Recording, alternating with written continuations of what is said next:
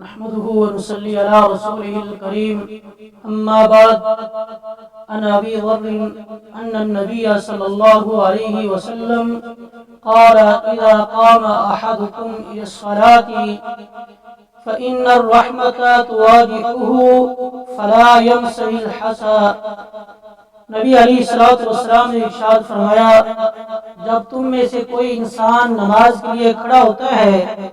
نماز پڑھتا ہے، تو اللہ کی رحمت جو ہے وہ اس انسان کے سامنے نازل ہوتی ہے، اور کسی انسان کو یہ لائق نہیں کہ وہ اللہ کی رحمت کو اپنے سامنے سے پیچھے ہٹا دے. تو اپنے سامنے سے کنکریوں کو آپ نے فرمایا فلا یمسح الحصا، کنکریوں کو اپنے سامنے سے پیچھے نہ ہٹائے. اس کا مطلب یہ ہے بسا اوقات انسان جب نماز پڑھتا ہے اس کو کوئی جگہ اچھی اور ہموار میسر نہیں ہوتی، تو انسان جو ہے وہ کسی صحرا میں، کسی ریتلے علاقے میں یا کسی پتھریلے علاقے میں نماز پڑھتا ہے تو سامنے ظاہر اس کی کنکریاں ہوں گی اور اس طرح کی اور دیگر اشیاء اس کے سامنے ہو سکتا ہے کہ موجود ہوں. تو انسان جو ہے وہ کیا کرے کہ بلا وجہ اپنے سامنے جو زمین ہے، جو جگہ ہے، اس کو صاف نہ کرے. جبکہ دوسری روایت میں آپ صلی اللہ علیہ وسلم نے ارشاد فرمایا فَإِن كُنتَ لَا بُدَّ فَاعِلًا فَوَاحِدَةً، یعنی اگر تو نے لازمی سجدے کی جگہ پر زیادہ ہی پریشانی والی جگہ ہے کہ سجدہ نہیں کر سکتا، تکلیف ہوگی، تو لازمی ہے تیرے لیے کیا، یعنی اس کے علاوہ کوئی چارہ نہیں ہے، تو ایک مرتبہ جو ہے وہ اپنے سامنے کیا کر جگہ کو صاف کر لے. صرف ایک مرتبہ، یہ نہیں کہ ہر دفعہ جب سجدے میں جائے تو کیا کرنا، اپنی جگہ کو بار بار صاف کرنا.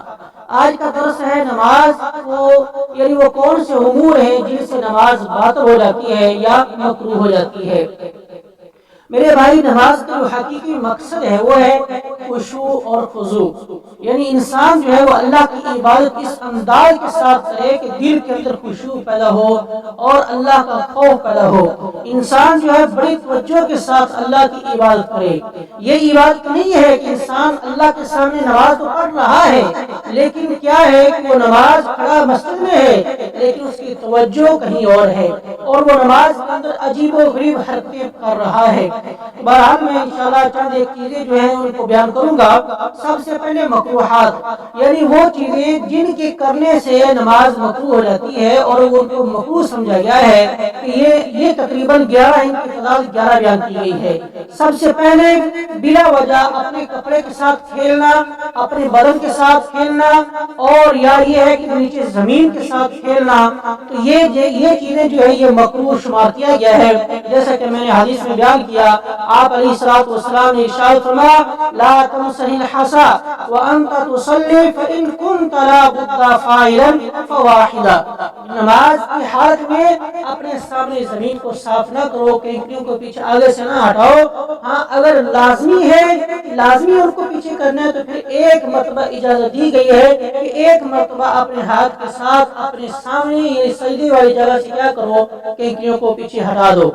اور اس کے بعد دوسری جو چیز ہے جس کو مکروہ سمجھا گیا وہ ہے نماز کی حالت میں اپنے ہاتھوں کو اپنے پیروں کے اوپر رکھنا، اپنی پسلیوں کے اوپر رکھنا. اس کو بھی کیا کیا گیا ہے، مکروہ جانا گیا ہے. ابو ہریرہ رضی اللہ تعالی عنہ بیان فرماتے ہیں نہا رسول اللہ صلی اللہ علیہ وسلم عن الاغتسال فی الصلاۃ. ابو داؤد کی روایت ہے، آپ صلی اللہ علیہ وسلم نے ارشاد فرمایا کہ نماز کی حالت میں اپنے ہاتھوں کو اپنے پہلوؤں پر، پسلیوں کے اوپر نہ رکھو، یہ مکروہ ہے. اور اسی طرح ہی آپ نے فرمایا یہی نماز کے مکروہات میں سے اپنی نگاہ کو آسمان کی طرف اٹھا کے دیکھنا یا دائیں بائیں دیکھنا. سامنے میں تھوڑی سی رخصت دی گئی ہے لیکن پھر بھی اس سے بھی بچنا ہے. یہ نفل نماز کی حد تک ہے، سامنے اگر انسان دیکھتا ہے، لیکن جب ادھر ادھر دیکھے گا، دائیں بائیں آگے دیکھے گا، تو انسان کے اندر جو خشوع ہے وہ ختم ہو جائے گا. کیونکہ انسان جو ہے وہ ادھر ادھر دیکھ رہا ہے یا چیزوں کی طرف اس کی توجہ چلی جائے گی اور اس کا جو خشوع ہے، جو اصل مقصد ہے، وہ فوت ہو جائے گا. ابو ہریرہ رضی اللہ تعالی عنہ سے روایت ہے، نبی علیہ الصلوۃ والسلام نے ارشاد فرمایا لَيَنْتَهِيَنَّ أَقْوَامٌ يَرْفَعُونَ أَبْصَارَهُمْ إِلَى السَّمَاءِ فِي الصَّلَاةِ کہ وہ لوگ باز آ رہے ہیں جو نماز کی حالت میں اپنی نگاہوں کو آسمان کی طرف اٹھاتے ہیں۔ کیوں، کس سے باز آ رہے ہیں؟ یعنی یہ کام کرنے سے، یا یہ ہے کہ آپ نے فرمایا أَوْ لَتُخْطَفَنَّ أَبْصَارُهُمْ، یا یہ ہے کہ ان کی نگاہیں جو ہے ایسا کام کرنے سے ان کی بینائی ختم ہو سکتی ہے۔ یعنی اگر انسان جو ہے بار بار آسمان کی طرف دیکھتا ہے تو یہ دیکھنے سے باز آ جائے، اگر باز نہیں آتا تو ہو سکتا ہے کہ اس انسان کی نگاہ ختم ہو جائے، اور جیسی نظر اپنی آسمان کی طرف اٹھاتا ہے نیچے لائے گا تو ہو سکتا ہے کہ یہ نافرمانی کرنے سے اس کی نگاہ کو اللہ تعالیٰ چھین لے اور اس کی بینائی ختم کر دے۔ اسی طرح ہی نماز کی حالت میں سامنے ایسی چیزیں کھڑی کر دینا جن کو انسان دیکھ کے اور ان کی طرف مشغول ہو جائے اور ان کی طرف دیکھتا رہے، نماز سے اس کی توجہ ختم ہو جائے۔ جیسا کہ عائشہ رضی اللہ تعالی عنہا بیان فرماتی ہیں کہ نبی علیہ الصلوۃ والسلام نے نماز پڑھی اور جب کہ عائشہ کے پاس ایک چادر تھی اور اس چادر کے اوپر کچھ تصویریں بنی ہوئی تھی، انہوں نے اس کپڑے کو اپنے گھر کی چار دیواری کے ساتھ لگا دیا۔ نبی علیہ الصلوۃ والسلام گھر میں آئے، آپ نے نماز پڑھی، نماز پڑھنے کے بعد عائشہ کو کہا کہ عائشہ تیرے اس کپڑے نے مجھے نماز میں مشغول کر دیا،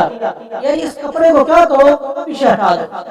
تو مطلب یہ ہے کہ اگر انسان نماز پڑھے ایسی چیز کے سامنے، چاہے وہ شیشہ ہو یا یہ اس کے مترادف کوئی اور چیزیں ہوں کہ جن کو دیکھ کے انسان جو ہے وہ نماز سے ہٹ جائے گی توجہ انسان کی اور ان چیزوں میں مشغول ہو جائے گا، لہذا انسان کے لیے یہ جائز نہیں، بلکہ کیا کرے، اپنے سامنے ان چیزوں کو ختم کر دے، یا یہ ہے کہ اپنی نگاہ کو سجدے کی جگہ پر رکھے، ادھر ادھر نہ گھمائے۔ اور اسی طرح ہی آپ نے یہ مکروہات میں سے ایک یہ بھی ہے کہ اپنی نگاہ کو بند کرنا، آنکھیں بند کر کے نماز پڑھنا۔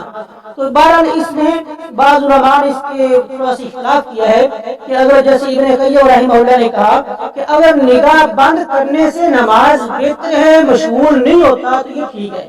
ہاں، اگر نماز میں یہ نماز کی حالت میں انسان اپنی نگاہوں کو بند کر کے پڑھے گا اور اس طرح کرنے سے اس کی نماز سے توجہ ہٹ جائے گی تو یہ جائز نہیں۔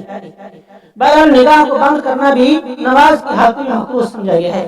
اسی طرح ہی اشارے کے ساتھ، یعنی ہاتھ کے ساتھ اشارہ کر کے سلام کا جواب دینا،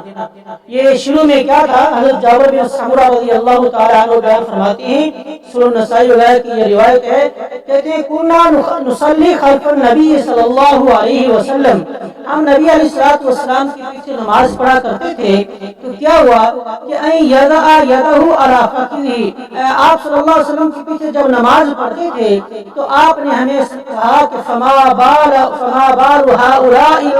ہؤلاء، ان لوگوں کو کیا ہو گیا ہے یہ اپنے ہاتھوں کے ساتھ سلام کا جواب دیتے ہیں، یعنی السلام علیکم، لوگ آپ کی مسجد میں آتے ہیں تو کہتے ہیں السلام علیکم، یہ کیا کرتے ہیں، آپ اپنا ہاتھ اٹھا کے سلام کا جواب دیتے ہیں۔ آگے اس کے بعد آپ نے فرمایا، اس کی مثال یہ دی، گویا کہ اپنے ہاتھوں کے ساتھ سلام کا جواب اس طرح دے رہے ہیں نماز کی حالت میں جیسے کہ ایک بھٹکنے والا جو گھوڑا ہے اس کی دمیں ہیں، اس کے ساتھ آپ نے تشبیہ دے کر کہا کہ بھٹکنے والے گھوڑے کی دموں کی طرح یہ اشارہ کر رہے ہیں۔ اور بعض بھائی نے اس سے کیا لیا، حالانکہ اس کا مطلب دیکھیں کہ اس حدیث کا مفہوم کیا ہے کہ نماز کے حالت میں سلام کا جواب دینا، اور کس طرح، ہاتھ کے اشارے کے ساتھ، بلکہ اس کو آپ نے کس کے ساتھ تشبیہ دی کہ جو بھاگنے والا بھٹکنے والا گھوڑا ہے اس کی دموں کی، اس کی دم کی طرح آپ نے مثال دے کر کہا کہ جو لوگ نماز کی حالت میں اس طرح سلام کا جواب دیتے ہیں گویا کہ وہ یہ کام کر رہے ہیں۔ حالانکہ آگے آپ نے فرمایا انما یکفی احدکم ان یضع یدہ علی فخذہ، انسان کو صرف یہی کافی تھا کہ وہ اپنی ران کے اوپر ہاتھ رکھتا اور اپنی انگلی کے ساتھ اشارہ کر دیتا، یہ اس کے لیے کافی ہو جاتا۔ تو میں بیان یہ کر رہا تھا کہ بعض بھائیوں نے اس سے استدلال یہ لے لیا کہ جی اس سے رفع الیدین، یعنی نماز میں جو باقی رفع الیدین ہے، رکوع کے وقت جاتے وقت، رکوع سے اٹھتے وقت اور 2 رکعت کے پڑھنے کے بعد جو ہے، اس سے وہ مراد لے لیا، حالانکہ اس کا اس حدیث سے دور تک کوئی تعلق نہیں ہے۔ بہرحال نماز میں سلام کا جواب ہاتھ کے اشارے کے ساتھ دینا یہ مکروہ ہے۔ اسی طرح ہی جب انسان نماز پڑھتا ہے تو اپنے چہروں کو بالکل بند کر دیتا ہے، اپنے منہ کو بند کر لیتا ہے کپڑے کے ساتھ۔ سردیوں یہ عمومی طور پر سردیوں کے اندر ہوتا ہے، جیسے کہ آج ابھی سردیوں کا آغاز ہے تو بعض بھائی جب مسجد میں آتے ہیں خصوصاً فجر کی نماز کے وقت تو کیا کرتے ہیں اپنے چہرے کو مکمل چادر کے ساتھ کیا کریں گے، ڈھانپ لیں گے، بند کر لیں گے، یا یہ ہے کہ اپنے کپڑے کو اپنے اوپر ایسے چھوڑ دیں گے کندھے کے اوپر لٹکا کے جو نیچے پاؤں تک جا رہا ہے، تو اس کو صدر کہتے ہیں، یعنی صدر سے آپ نے منع فرمایا، اور اسی طرح ہی اپنے منہ کو نماز کی حالت میں بند کرنے سے بھی آپ نے منع فرمایا۔ ابو ہریرہ رضی اللہ تعالی عنہ بیان فرماتے ہیں نہا رسول اللہ صلی اللہ علیہ وسلم عن الصدر فی الصلاۃ وان یغطی الرجل فاہ۔ آپ صلی اللہ علیہ وسلم نے حالت نماز میں انسان کو صدر کرنے سے، یعنی اپنے کندھوں کے اوپر کپڑا نیچے لٹکانے سے، نیچے لٹکا کر چھوڑنے سے منع فرمایا، اور انسان کو اس بات سے بھی منع فرمایا کہ وہ اپنے منہ کو کیا کرے، ڈھانپ لے، چھپا لے۔ اسی طرح ہی جب نماز کا ٹائم ہو جائے، نماز کے وقت کھانا اگر حاضر ہو جائے، اس وقت کھانا چھوڑ کے نماز کی طرف جانا یہ بھی مکروہ ہے۔ عائشہ رضی اللہ تعالی عنہا بیان فرماتی ہیں آپ صلی اللہ علیہ وسلم نے ارشاد فرمایا اذا وضع العشاء واقیمت الصلاۃ فابدؤوا بالعشاء۔ جب نماز کا ٹائم ہو جائے اس وقت کھانا بھی آپ کے سامنے پیش کر دیا جائے تو آپ کیا کرو، پہلے کھانا کھا لو، بعد میں کیا کرو، نماز پڑھو۔ یہ حدیث ہمیں کیا درس دیتی ہے؟ اس حدیث سے کیا معلوم ہوتا ہے؟ معلوم یہ ہوتا ہے کہ کہیں ایسا نہ ہو کھانا چھوڑ کے نماز کی طرف چلے گئے ہو اور نماز میں بجائے نماز کو خشوع کے ساتھ پڑھنے سے کیا ہوا، تمہاری ساری توجہ کھانے کی طرف ہے۔ اور بعض بھائی جو ہیں وہ اس سے کیا وہ مفہوم لیتے ہیں، یعنی ہر انسان کی ایک عجیب سوچ بنی ہوئی ہے، وہ کہتے ہیں جی جب بھوک انسان کو لگی ہو اور کھانا ابھی تیار ہے، وہ ابھی چولہے کے اوپر پڑا ہے، ابھی تیار بھی نہیں ہوا مکمل طور پر، تو وہ ابھی نماز کو چھوڑ کے بیٹھے ہیں۔ میرے بھائی یہ نماز کی جو رخصت دی گئی ہے یہ صرف اس وقت ہے جب کھانا بالکل تیار ہو کے آپ کے سامنے آ گیا ہے، ابھی کھانا جو وہ ہنڈیا میں ہے، ابھی تیار ہو رہا ہے، آپ پہلے نماز کو چھوڑ کے بیٹھ گئے اور یہ دلیل دے رہے ہیں کہ نماز جو ہے کھانے کی موجودگی میں نماز نہیں ہوتی۔ نہیں میرے بھائی، اس کا یہ مطلب نہیں ہے، مطلب یہ ہے کہ جب کھانا جو ہے وہ تیار ہو کے تمہارے سامنے آ گیا ہے تو اس وقت کیا کرو، کھانا کھا۔ اگر کھانا تمہارے سامنے تیار ہو کے نہیں آیا تو پھر کیا کرو، نماز کی طرف جاؤ، نماز پڑھو۔ بہرحال جب کھانا سامنے انسان کے ہو، تیار پڑا ہو، اور پھر اس وقت نماز کی طرف جانا، یہ اس سے بہتر یہ ہے کہ انسان کھانا کھائے پہلے اور کھانا کھا کے نماز پڑھے۔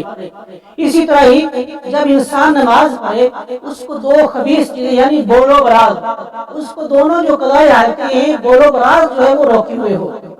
انسان جو ہے نماز کی حالت میں ہے، یا تو اس کی قضائی حالت چھوٹی ہے یا بڑی ہے، دونوں میں سے کوئی اس کو آئی ہوئی ہے اور اس حالت میں نماز پڑھے تو یہ اس کے لیے مکروہ سمجھا گیا ہے، بلکہ سب سے پہلے کیا کرے، وہ جائے قضائی حالت سے فارغ ہو، اس کے بعد دوبارہ وضو کرے اور نماز پڑھے تاکہ نماز کے اندر کسی طرح کا کوئی خلل پیدا نہ ہو۔ اسی طرح ہی جب انسان نماز پڑھتا ہے تو نماز اس حالت میں پڑھتا ہے کہ اس کے اوپر نیند جو ہے وہ زیادہ آتی ہے، یہ نیند کا غلبہ بہت ہے۔ تو آپ نے عائشہ رضی اللہ تعالی عنہا سے روایت ہے، نبی علیہ الصلوۃ والسلام نے ارشاد فرمایا اذا نعس احدكم فليرقد حتى يذهب عنه النوم۔ جب کسی انسان کو نیند آ جائے، یعنی نیند سے اٹھے اور اس انسان کے اوپر نیند کا بھی کافی غلبہ ہے، وہ ابھی ختم نہیں ہو رہی، انسان کو چاہیے کیا ہو، وہ کھڑا ہو جائے نیند سے اور تھوڑا سا چہل قدمی بھی کرے جہتا کہ اس سے نیند ختم ہو جائے، یہ نہ ہو کہ اسی طرح اٹھا اور جلدی سے نماز شروع کر دے، ایسا جائز نہیں ہے۔ فإنه إذا صلى وهو ناعس لعله يذهب يستغفر فيسب نفسه۔ ہو سکتا ہے کہ انسان جب مدہوشی کے حالت میں نماز پڑھتا ہے، نیند کا اس کے اوپر غلبہ ہے، تو کیا کرتا ہے، وہ بجائے استغفار کرنے سے اپنے آپ کو گالی دے رہا ہو، یا یہ ہے کہ انسان نماز کی حالت میں کھڑا ہے، نیند کا غلبہ ہے اور قرآن کو پڑھنا چاہتا ہے، لیکن قرآن اس کو اوپر اتنا مشکل ہو گیا کیونکہ نیند کی وجہ سے اس کو سمجھ نہیں آ رہی کہ میں کیا کہہ رہا ہوں کیا نہیں، تو آپ نے فرمایا کیا کرے وہ انسان، فلیضطجع، صحیح مسلم وغیرہ کی روایت ہے، وہ کیا کرے، لیٹ جائے، سو جائے حتیٰ کہ اس کی نیند ختم ہو جائے۔ اور اسی طرح ہی مسجد کے اندر کسی ایک جگہ کو خاص کر لینا کہ یہ جگہ جو ہے یہ کیا ہے میرے لیے ہے، یہاں کوئی انسان اور نماز نہیں پڑھے گا سوائے امام کے، یعنی امام کے لیے تو ایک جگہ خاص ہے نا، باقی کسی نمازی کے لیے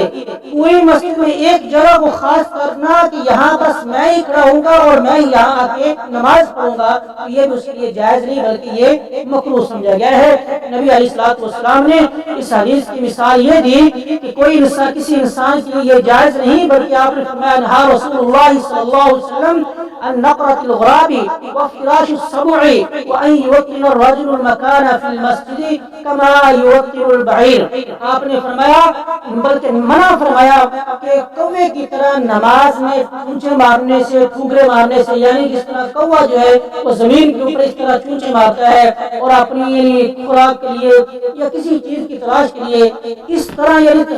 مراد یہ ہے کہ اتنی جلدی نماز کوئی نہ پڑھے کہ اس کو خود بھی پتہ نہیں کہ میں کیا پڑھ رہا ہوں،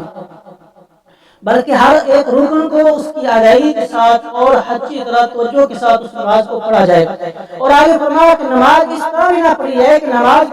یعنی کسی کوئی انسان اس طرح نہ بیٹھے کہ جیسے ایک کتا بیٹھتا ہے، کتا یعنی جس طرح بیٹھتا ہے اس طرح نہ کوئی بیٹھے، یہ بھی آپ نے منع فرمایا۔ اور آگے فرمایا کہ کسی انسان کے لیے یہ جائز نہیں ہے کہ وہ مسجد میں اپنے لیے ایک خاص جگہ مقرر کر لے، جیسا کہ اونٹ جو ہے وہ اپنے لیے جگہ کو مقرر کرتا ہے، کیونکہ اونٹ کی یہ خاص ایک وصف ہے کہ وہ جہاں اکاڑے کے اندر جس جگہ اس کی خاص جگہ ہے وہ اپنی جگہ پر بیٹھے گا، کوئی دوسرا اس کی جگہ پہ نہیں بیٹھے گا۔ تو یہ آپ نے فرمایا جس طرح اونٹ جو ہے وہ اپنے باڑے میں اپنی جگہ پر بیٹھتے ہیں، اس طرح کسی انسان کے لیے جائز نہیں ہے کہ وہ مسجد میں جگہ کو مقرر کرے اور وہاں آ کے خود نماز پڑھے، بلکہ ساری مسجد جہاں چاہے وہ نماز پڑھ سکتا ہے۔ میرے بھائی یہ تھی وہ چیزیں جن کو مکروہ سمجھا گیا ہے۔